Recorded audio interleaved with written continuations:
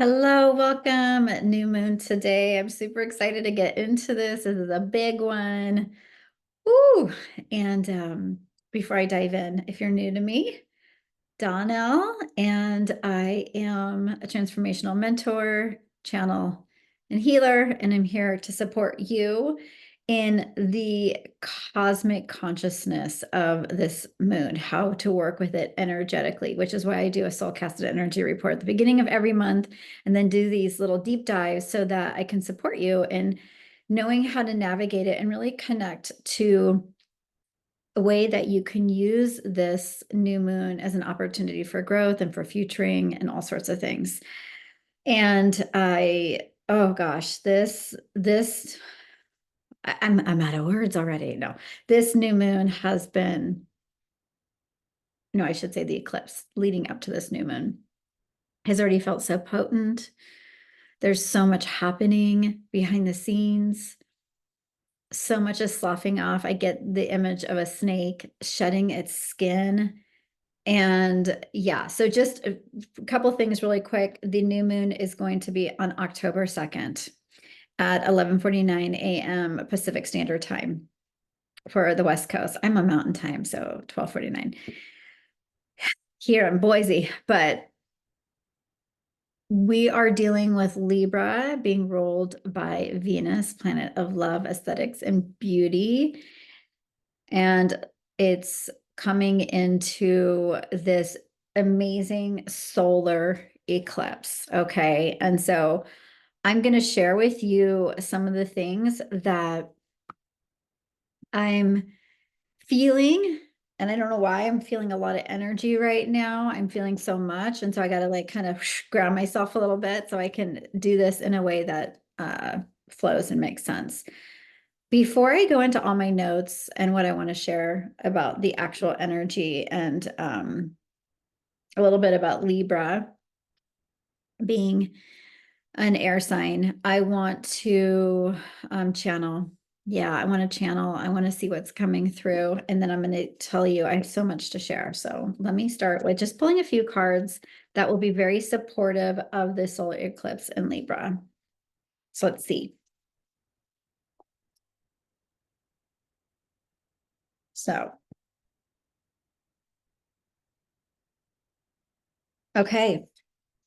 So I'm going to tell you the cards. I'll show you the cards. I got the Choose Wisely card. I got this Material Harvest card. And then I got this Fertility card, which is the Empress card. So let me tell you the messaging that's coming through is we have an opportunity for redirection within our hearts. Libra is so much about relationships. It rules the seventh house. It's about how you can relate to other people. So it's not just romantic, it's also business partnerships, friendships, all that kind of stuff. But it is the energy of partnership. And I believe that one thing I've always loved about like the Lovers card itself is how relationships can be such a sacred mirror. They can show us how we're tracking, how we're doing. And sometimes that's not easy, right? Depending on what's being shown in those relationships that are really crystal clear mirrors for us have the ability to help us grow in some of the deepest ways. But what I'm really feeling with this eclipse is you have to choose. You have to choose if you're ready to move into a new timeline, a new way of being with yourself, first and foremost. Every relationship starts with our relationship with ourselves. It's true. You may be like, well, no, I've been in a relationship to somebody else my whole life. Yes. As soon as you're a baby and you come into this world, you have these two parents that are taking care of you, hopefully, and doing all the things they're supposed to. But here's the thing. You're learning and mirroring just from their facial, what the faces they're making and their tone and language and all these things. And you are programmed very early on with who you are. And there comes a point in time where you start to ask this deeper question of who am I really outside of all my programming? And you start to realize that if you felt a lack of something when it came to love from your early childhood caregivers, that as much as you may want to go back and have them fix that for you, it's more about your ability to love yourself and start a relationship with yourself. Because all those programs and patterns that happened very early on in your life are still there until you change them.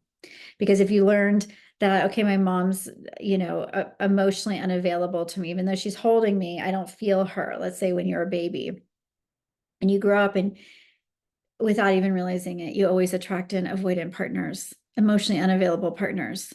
Is something wrong with you? No, of course not. It's because that's what was your early programming and patterning. And so you did learn to, okay, well, if I act this way, then I'm going to get more attention and love from my mom. Maybe that's something that you created, or that sounds familiar to somebody you know.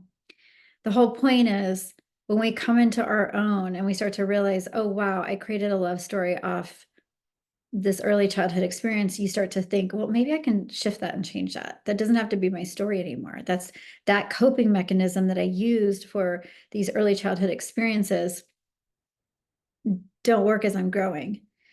So what you might find with this new moon is that we've been in a cycle of release. This is a south node new moon. So it's hitting so they say it's the dragon, it's the tail of the dragon. It's like whoosh, sweeping through and it's letting go. And it's saying, oh my gosh, no more of this, no more of this belief or this doubt or this thing that you have about yourself. It's time to step into a new version of yourself when it comes to your relationship to yourself and honoring your needs and being compassionate and loving so that you can show up fully with others. So you have to choose wisely the frequency and where you're putting your attention, what type of relationships you are in. And I've said it before in some other videos I've been doing that Libra, with this being the South Node, even though this is a new moon and new moons are all about beginnings, the South Node is about release. It's about cutting out, letting go, saying, that's not working anymore. So you may find that some of your relationships that haven't been in alignment are on their way out. Or you could find that the patterning that has been decayed, old, toxic in the relationship is revealed to you so that you can move forward and you could say, okay, yeah, no more of that. That's not working for me anymore. And a part of this is the material harvest card. This is a card of completions. It's a 9 card. It's saying, what are you done with? What have you learned? Because this energy dates all the way back. It goes, we're closing out a huge cycle. We're closing out a lot of cycles. But I believe this energy goes back to 2014, 2015 timeframe. And what have you learned in this time about relationships? Because this is when there was a similar cycle. What have you learned about yourself in relationship? What has changed for you? So your material harvest is your ability to see the wealth of your experiences, what you have gained. And if you find yourself listening to this video and you're like, you know what, Dawn, I am not happy where I'm at in my relationships. Well, this is a perfect opportunity to switch it up. This is a perfect opportunity to get the vision of what do you want? Because the part of it that is a new moon is saying 6 months from now at the Libra full moon, things can be very different because eclipses are wormholes. They usher in so many different changes. But first you have to sustain the changes that are going to happen right here, right now. Okay. So the material harvest card to me means you're seeing in the totality of your being what has transpired, what you've gained, who you've become. When I think about this card for myself, oh my goodness, I'm just kind of like, wow, I was in such a different place in my life. I just had my first daughter. I was having my second daughter in 2015, and I was in a challenging relationship with so many toxic and dysfunctional patterns playing out. And at that time, I just thought that was my reality. And now I look back and I've completely shifted. I'm no longer with that partner. But so much has transpired and healed since then because I did decide to honor my relationship with myself, to love myself. That has been my personal journey for like at least like these last 4 or 5 years, but starting back then is when I was not happy and saying, oh God, there's this has got to be different. So for you, whatever that journey is, look at the richness of it. Look at how it's changed, what you've gained, maybe what you've lost, but what needed to be gone so that you could step into who you really are becoming. And this is my favorite, the Empress. So what is possible? What is possible when you shed a layer of who you are, when you shed karmic patterns, when you let go of old ways of operating in relationships? What's possible? Amazingness. um, what's possible when you love yourself deeply is a very, very rich life, is a life filled with a deeper understanding of why you're here and how you're meant to serve and how you're meant to connect. And this card means that there's new beginnings. This means that on the other side of all this, maybe pain or letting go or feeling disoriented or feeling confused or I don't know what's happening, everything's changing and I don't understand. This is a card that's saying you're exactly where you need to be. You're going to birth new beginnings. You're going to look, forward at this time, or I should say look backward at this time. I'm always thinking forward. But a few months from now, you'll look back at this time, you'll be like, oh, that's when this shifted or this changed for me, especially when you get months away from it. I look back at when this whole eclipse season started and last year when it was really big, and I'm like, oh my God, so much changed in October of 2023 for me when there was the Libra eclipse back then too. So what are the new beginnings that are going to be birthed? Whether it's through your personal relationship to yourself, through your relationships, through the healing that you're doing at this time. These are the things that are going to open new doorways for you. And from a futuring perspective, I want you to get clear. What would it look like to have a healthier relationship to yourself? Would you take more time for you? Would you have more self-care? Would you be better to your body? Would you give yourself permission to be a fuck yes to your dreams? What would you do differently? And how would that impact and affect your other relationships around you? That's really what I want you to think about. It's really important. Some of the energy that I really want you to think about, because Libra is relationship transformation, balance, and release. Okay. Like this new moon in particular, those are the themes. And think about your opportunities for growth that will push you towards having more clarity about who you're becoming at this time in your life. I was telling one of my clients, I've actually been talking about this a lot, is the comeback story. What's your comeback story? I love a good comeback story. I love a good comeback story. And oftentimes, the breakdown includes chaos, confusion, uncertainty, only to get to the breakthrough, which is this big, huge opening where all of a sudden things make sense. And I think the hardest part sometimes during these times is our inability to surrender, to think that we have control. And that's what is so interesting about eclipses, because they shake things up so much that you're like, oh, shoot, I'm not in control. Like I thought I was, but no, this thing just happened. I'm not in control. So I want to speak to that really quickly before I go into my notes for the Libra New Moon, because I think this story will be really helpful. And it's around surrender, because healing is an allowing. So if you allow this time right now imagine that you're in the river and you're letting the river flow. You're going with it. And this has all new meaning to me after I fell off a rafting trip. Going water rafting, I'm thinking, oh yeah, I remember when I was being, in the rapids after I fell out of the raft. Oh my gosh, yeah, that was interesting. But one of the things about healing, like I said, is allowing. The other piece of it is surrendering to something bigger and greater than you can even see. I've gotten to a point in my life where I'm a futurist. I'm certified and trained in it. And I also know that the biggest, best laid plans are accordingly to the divine. And I've talked about this a lot, but so I have my ideas and thoughts of what would be amazing.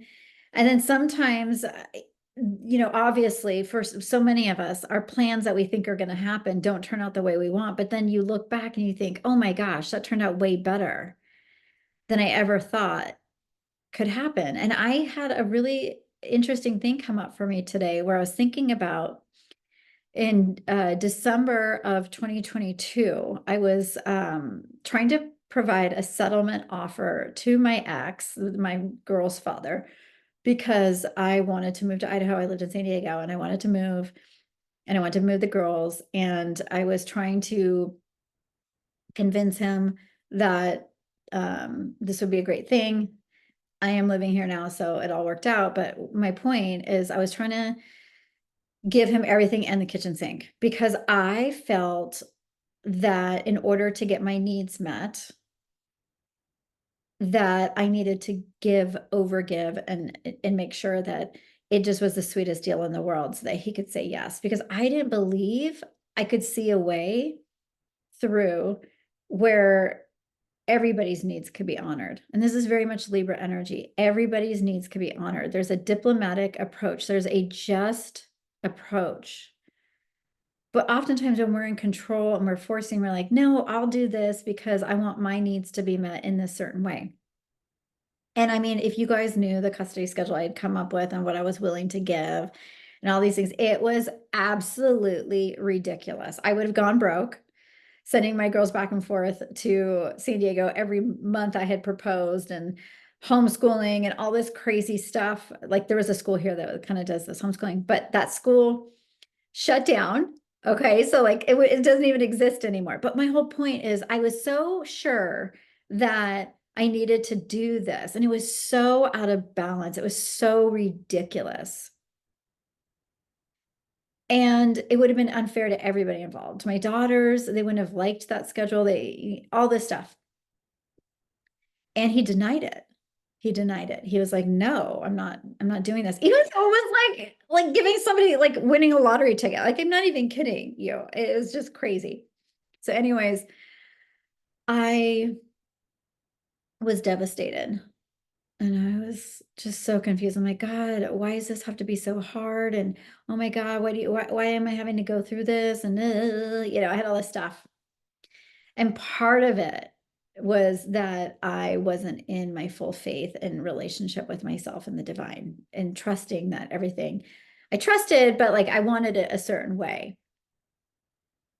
Have you ever felt like this before? I bet you have.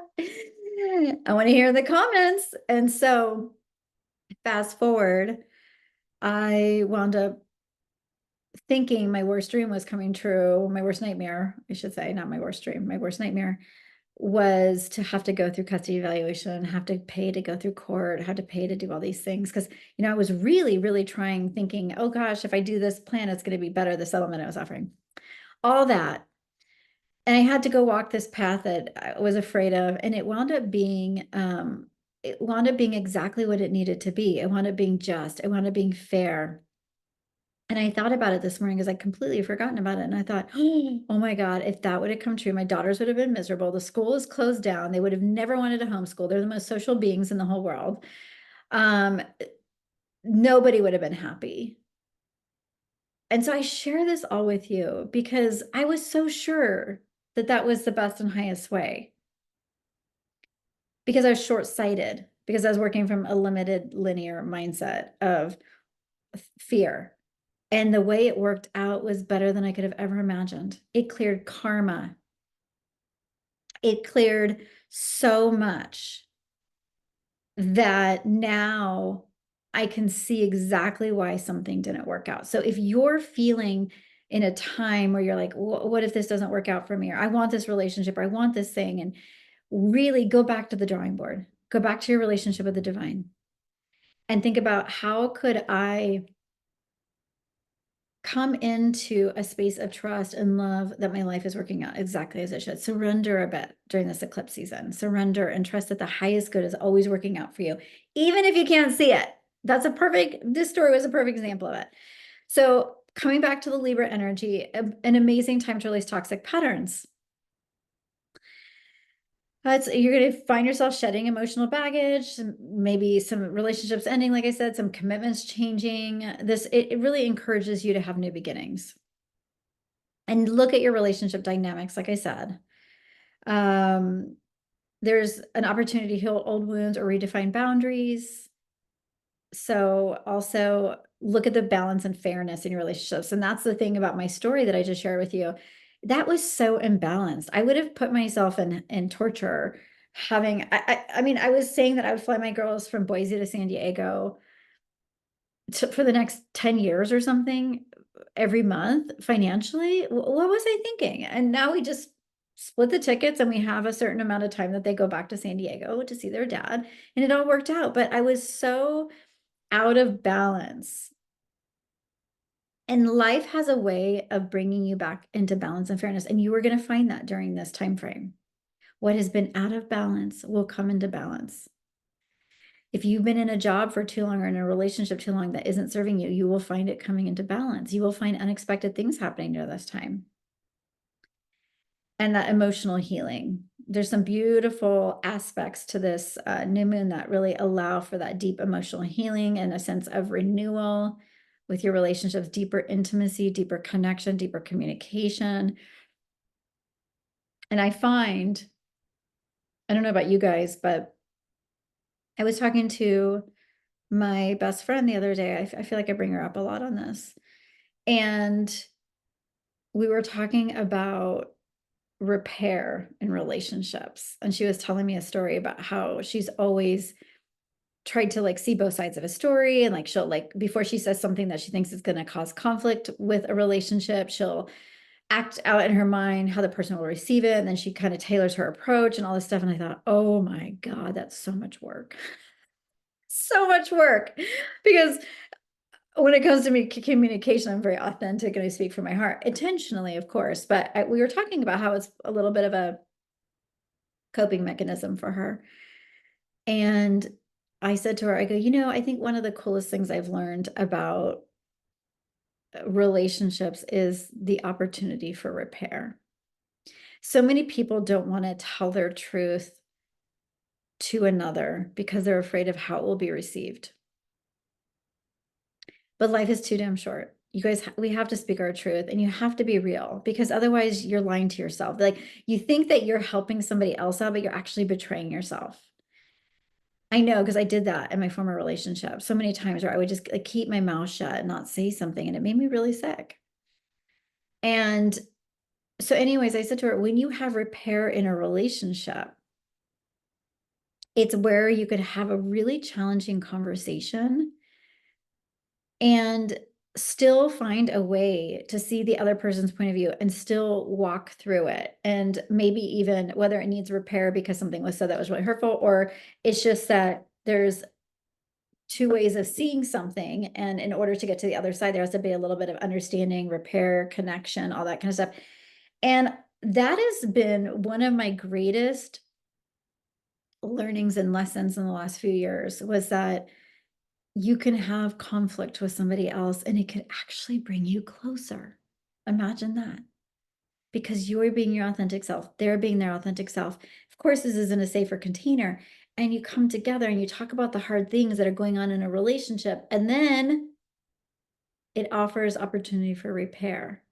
How do we shift this? How can we make this better? What do I need to work on? What do you need to work on? How do we work together? It's a magical thing, you guys. It's a magical thing. So think about that too for this time frame. Just some aspects to be aware of. There's a square to Mars. Can bring intense emotional energy.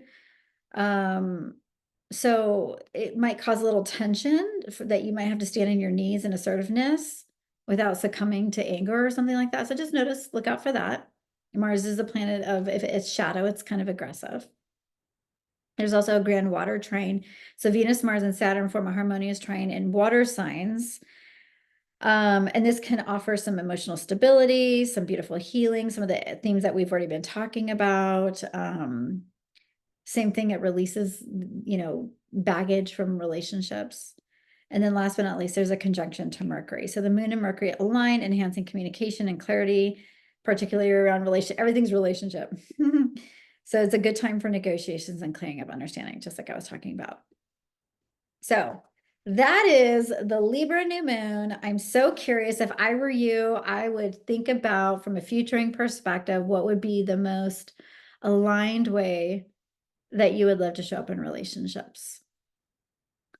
What are your non-negotiables? What are your boundaries? Are you adhering to that? Do you feel like your relationships are rich? Do you need some new friendships?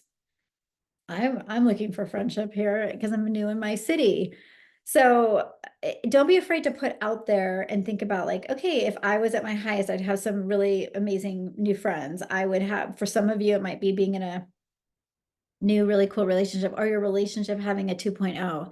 Maybe your guys' soul contract and what you learned, it's done, and you need to re-up and create something new.